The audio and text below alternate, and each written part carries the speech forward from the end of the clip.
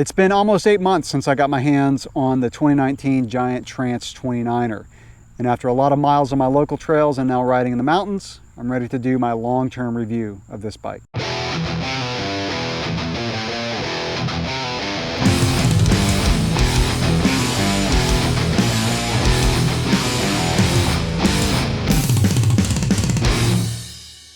So the specific model that I'll be reviewing is the Trance Advance Pro 1. Although I will talk about a few components and how they've performed long-term, the focus of this video is really going to be on the ride quality. So let me be real honest here. When I heard Giant was coming out with the Trance 29er, a new one, I was really excited. When I found out the bike only had 115 millimeters of travel in the rear, I said, nah, no thanks, I think I'll pass. But my tune has changed as I've spent time on this bike. But before that, let's just go into a few components and, like I said, their performance long term.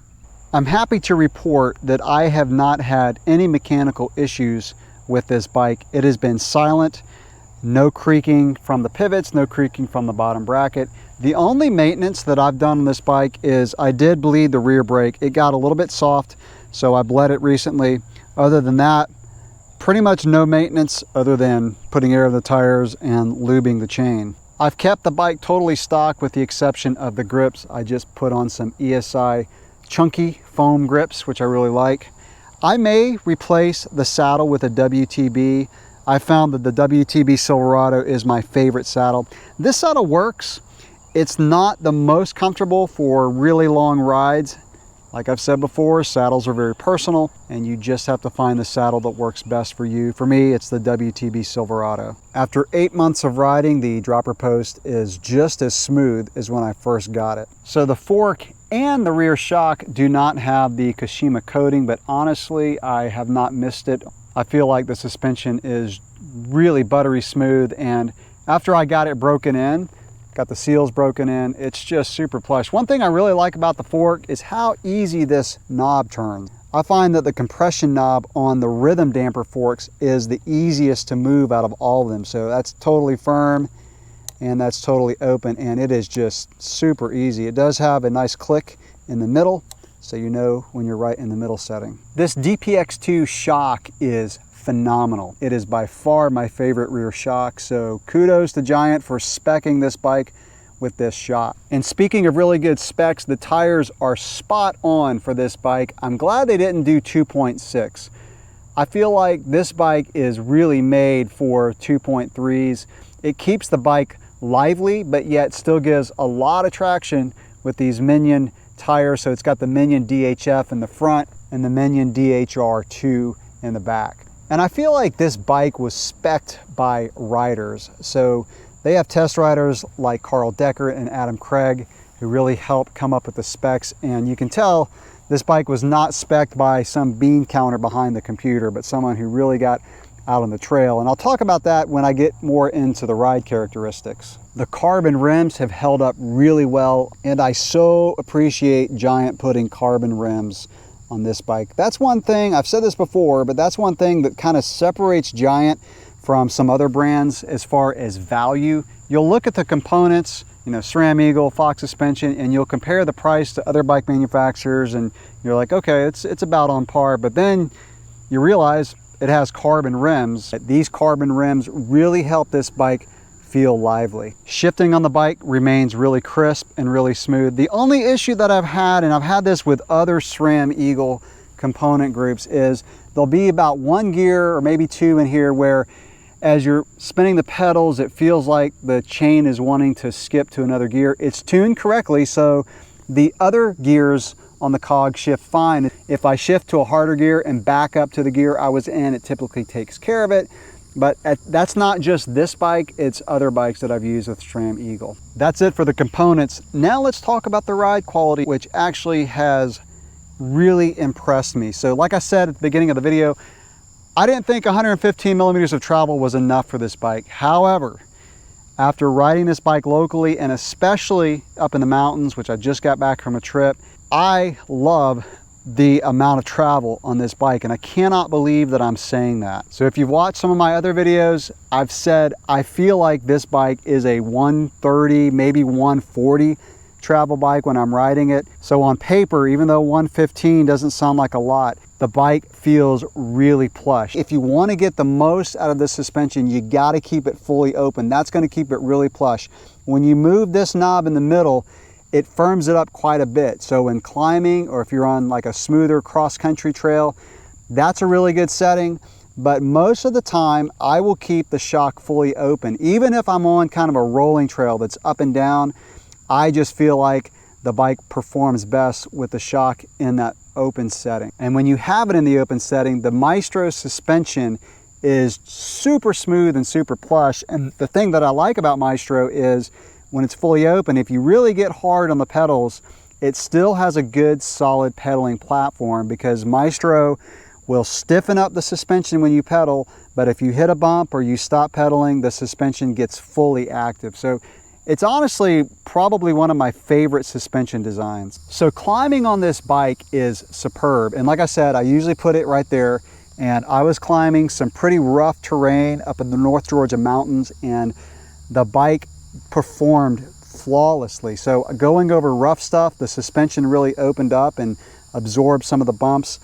The bike is about 27.5 pounds with pedals, and that's an excellent climbing weight. So I did not feel held back on the climbs. The carbon rims also help. So sometimes you might hit something rough and slows you down a little bit. You get on the pedals, and the carbon rims help the bike to accelerate back up to speed really easily. I also feel like the 130 fork in the front is a really good spec for this bike, because it really helps the ride quality. So if you put a 36 on here, it's probably going to weigh the front end a little bit too much. Using a 34 keeps the bike feeling pretty light and active in the front. On the trip that I was on, I also brought a longer travel 29er bike, the 9er Rip 9 RDO, which was killer on the descents, but on the climbs, I definitely prefer this bike. So like I said, 27.5 pounds. I feel like this bike is pretty agile on the climb. So if you're going up something and you got to get around a rock or root pretty quickly, this bike does really well. Now on the descents, I honestly felt like this bike would feel held back a little bit, but there's just something, I don't want to use this word, but I will, almost magical about the suspension. So you just don't feel like you're on a 115 bike. On the descent, the rear tire felt like it was glued to the ground. It felt plush. I never felt like I just bottomed this bike out unless I went over a drop. There was a time when I went on a kind of real chunky, super steep little section, and the bike did bottom out. If I go over a drop that's maybe 4 or 5 feet, I will feel like the suspension bottoms out, but those are very rare cases. This bike also does really well on cross-country trails because it's not a super heavy, long travel bike. It's very versatile. One of the reasons that I felt like this bike wouldn't have enough travel when I saw the numbers on paper is because my cross-country bike already has a 120 millimeter travel fork in the front and I think 90 or 95 in the back. So I didn't think this bike was going to be that much different than a cross-country bike. But one of the things that really helps it, other than having, like a dropper seat post and bigger tires and wider carbon rims, is the geometry. So this bike has a 66.5 degree head angle, and making a bike that's slacker, a little bit lower, really helps the bike feel planted in rugged terrain. So I'll wrap this review up by talking about who this bike is made for. Really, it's made for someone who wants a very versatile bike, someone who rides trails that does a lot of climbing. So the trip that I was on, time-wise, I was climbing probably 70 to 80% of the time. I wanted a bike that would get up the climbs pretty well, but also feel very confident on the descents. So I don't want to mislead you and tell you that this bike descends as well as a longer travel 29er, but it's honestly not that far off. So if you're wanting to get into enduro racing, if you just absolutely live for the descents and you go off pretty big drops, you ride super chunky terrain, then you're probably better off on a bike that has a little bit more travel. But I think for the average mountain biker who doesn't get too crazy, doesn't do a lot of jumping, this bike is going to suit your needs really well. Now I'm going to throw something out here that's going to be more of a separate topic that I'll cover later on, and that is where I'm at with longer travel bikes. So for someone my size, so I'm a little over 5 feet 8 inches tall, I am leaning more towards a 27.5 for a bike that has long travel. So when I say long travel, about 140, 150 in the back and at least 150 in the front. Now I want to do a little bit more test riding before I come to that final conclusion, but that's where I'm at right now. Now that being said, I do want to throw in the fact that I feel like this bike will climb better than a longer travel 27.5. The 29er wheels just really help it to get up and over roots and rocks. And speaking of that, there's one thing that I did not mention earlier that I do want to mention, and that is the fact that newer bikes, newer trail bikes, have a lower bottom bracket. For the most part, that really helps the descending capabilities of the bike. The downside is when you're climbing up roots and rocks, you sometimes will have some pedal strikes. So you've got to be a little bit more careful with your pedaling to make sure you clear those roots and rocks. So as always, any questions or comments that you have about this review or this bike, drop those below. If you haven't already subscribed to the channel, go ahead and do so, and make sure you click that bell icon so you're notified when I upload new videos. Thanks for watching.